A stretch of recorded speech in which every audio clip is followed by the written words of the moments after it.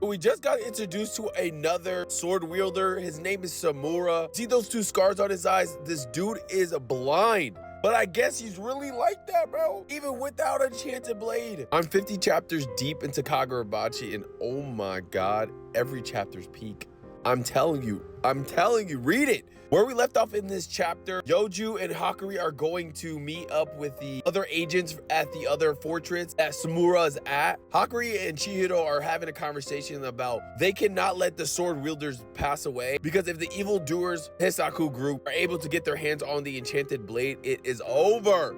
We see a flashback of Chihiro with his father as he's talking about the sword wielders. And in frame, we can see Samura right there and Yoju who's covered up right there. He actually has a picture next to him with Chihiro's dad. Kurashige tells Chihiro that the real heroes were the sword wielders, even though Shiba tells him differently how his dad was the hero. Now we're back in the present and Chihiro just saying like he cannot let them die. Yoju's thinking about Chihiro. Now he's able to go all out without caring about protecting him right now. Hakuri and Yoju are going to meet up with the other temple agents. They're gonna meet them at the train station. Here we can see those agents right there. This girl's on the ground. She's drawing this beautiful symbol. I guess they're going to use that to teleport straight to the temple. This is when we get the sword wielder name, Mr. Samura. They take the teleportation straight to the temple. I ain't gonna lie, that's cold as hell. But Shiba could do that without drawing anything. So we finally get to see the temple that Mr. Shiba is at. And it looks like a Buddhist temple. I really do love his character design. As soon as the group gets there, Samura rushes to Hakuri. He says, "Long time no see." I'm like,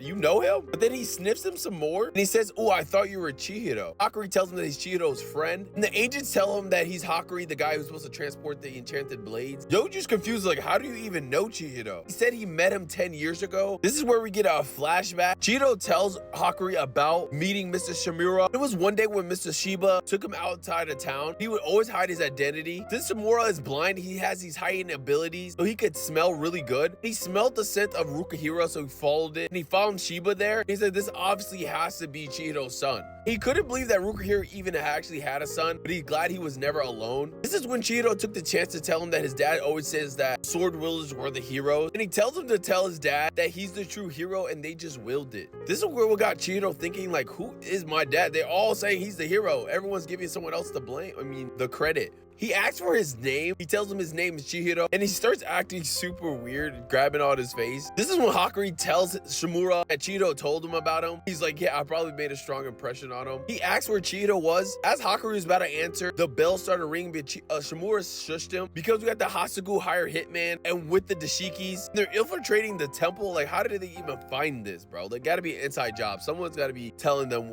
like, the Kunabi. They have a leak. Enemies are infiltrated. Shimura looks ready, but the agent takes Hakuri and takes him to treatment because he can't really use his ability yet. Shimura even told Yoju to take a rest. He's been through a lot because his temple just got it was a hot spring for him, but it got attacked already. Hakuri gets in his like bed. I guess it's supposed to like kill his powers way quickly, but he understands he can't take any rest because he needs to protect the sword wielders. Now we see Chihiro still facing off with that Hasaku member, and he believes that what Chihiro did was a great idea. Since his group, the Hasaku members, are infiltrating that temple, now there's 2 enchanted blade wielders without a protector. Hakuri still can't rest because he knows he has to try to help in protecting the sword wielders because they're vulnerable when they don't have their enchanted blade. But Yoju tells Hakuri, like, don't worry, like, just chill on and just focus on recovery. And he tells him that the security here is way, like, several times stronger than the one they had at his place. It's not because the guards are better. And we see Yoju feeling really sad. He said, if I was only as strong as him, referring to Shimura, saying with him, they're invincible.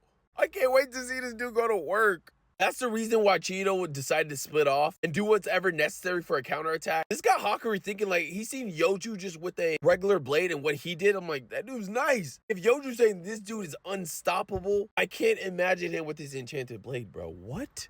Hakuri tells Shimura that Chihiro will be here soon and will inform us about the Hasaku. This puts a smile on Shimura's face as one of the agents says give her 30 minutes. She's going to get Hakuri fully recovered. In the last panel, we see Shimura about to draw his blade with a cigarette in his mouth saying, no worries. Oh my God. Is he about to go crazy, bro? Is he about to go crazy?